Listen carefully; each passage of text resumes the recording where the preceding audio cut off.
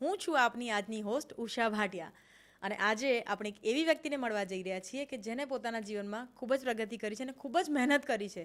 એમણે એક આગવું નામ બનાવ્યું છે. તો ચાલો આપણે એમને મળીએ. મારું નામ પારુલ જોબનપુત્ર છે. ઓકે મેમ, તમે આ ફિલ્ડમાં કેવી રીતે આવ્યા?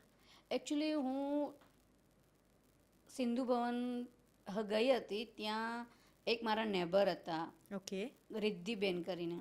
હમ. એમણે મને ગોપી ગ્રુપમાં એડ કરી ઓકે. અને ગોપી ગ્રુપમાં હું એડ થઈ એટલે ત્યાં શિલ્પાબેન ઠાકરને મળી. આ ગોપી ગ્રુપ શું છે?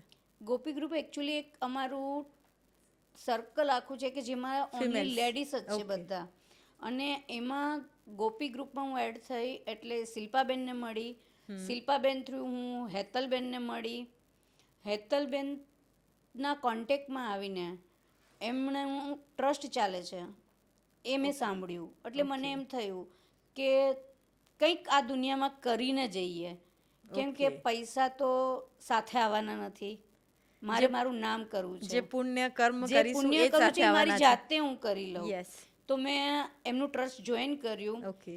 જેમનું નામ છે હેત helping hand charitable trust. Okay, એનું નામ જ છે હેલ્પિંગ હા, હેન્ડ ચેરિટેબલ right. ટ્રસ્ટ. એટલે હેતલબેનને કોન્ટેક્ટ કરી મેં કહ્યું કે મારાથી જે બી બનશે એ હું તમને મેક્સિમમ ટ્રાય કરીશ કે મારાથી જેટલું બનશે એટલું ડોનેશન હું આપીશ. ઓકે. એટલે એમણે મને એઝ અ ડોનરનું નામ આપી દીધું. ઓકે. અને બાય પ્રોફેશન આના સિવાય બીજું તમે શું કરો છો? બીજું તો એકચ્યુઅલી હું હાઉસવાઈફ જ છું. ઓકે. બટ મને એવી ઈચ્છા છે મનથી કે ના, કોઈક માટે કંઈક કરીને જવું જોઈએ કે જેના થકી લોકો મને યાદ કરે કે હું ફ્યુચરમાં ક્યાંય બી જાઉં તો લોકો એમ કહે કે ના, આ પર્સન એવું હતું કે જેણે અમને હેલ્પફુલ થયા છે. ઓકે. તમે આ ટ્રસ્ટમાં જોડાયા છો, તો આ ટ્રસ્ટમાં જોડાઈને હવે તમે એમાં શું કરવા માંગો છો? શું તમારું યોગદાન આપવા માંગો છો? મારું યોગદાન એટલું જ છે કે જે વૃદ્ધાશ્રમ છે, અનાથ આશ્રમ છે, જ્યાં એ લોકોને જેટલી બી જરૂરિયાતો છે એ હું પૂરી કરું. પ્લસ એબનોર્મલ જે લોકો છોકરાઓ છે એ લોકોને હેલ્પફુલ થાવ. રાઈટ. તો પ્લીઝ હેતલબેન, તમે અમારી સાથે જોઈન થઈ જાઓ. ઓકે, આપણે બોલાવીએ હેતલબેનને. રાઈટ. હા, તો પારુલબેન આપણી વચ્ચે હેતલબેન ચોકસી આવી ગયા છે. Right. તો હવે નમસ્કાર, વેલકમ હેતલબેન. આપણે એમને પૂછીએ કે તમે શું કરો છો હેતલબેન? હું સોશિયલ વર્કર છું.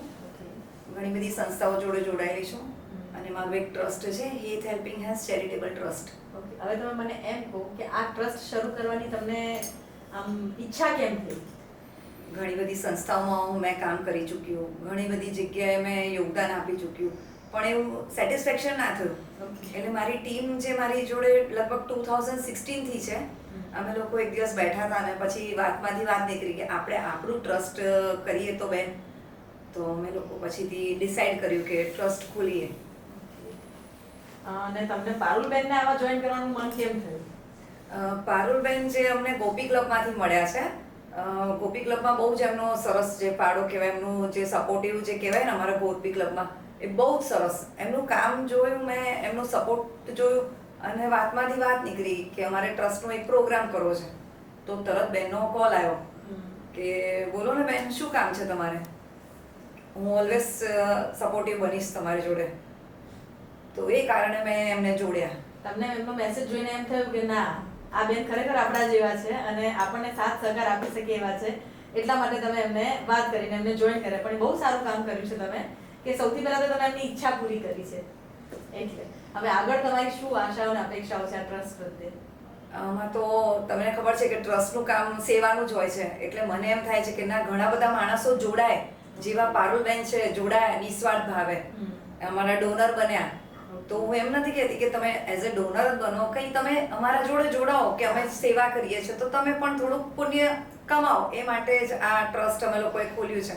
ઘણી બધી જગ્યાએ અમે સેવા કરીએ છીએ, જેમ કે પારુલબેને કીધું ઘરડાઘર, બાળકોના ત્યાં, પછી અમે સ્કૂલમાં જઈએ છીએ, બર્થડે અમે સેલિબ્રેશન કરીએ છીએ, પછીથી કોઈ પણ વાર તહેવાર આવે તો અમે એ આશ્રમમાં કે ઘણી બધી જગ્યાએ જઈને આવી રીતે સેવા અમે આપીએ છીએ. ઓકે, બહુ સારું કામ કરો છો. તો મારી આપણા જે જનતા છે, ફ્રેન્ડ્સ છે, મારે બધાને રિક્વેસ્ટ છે કે તમે પણ અમારા પારુલબેનના અને હિતલબેનના આ ટ્રસ્ટને જોઈન કરો અને એમને સાથ અને સપોર્ટ આપો. Thank you so much.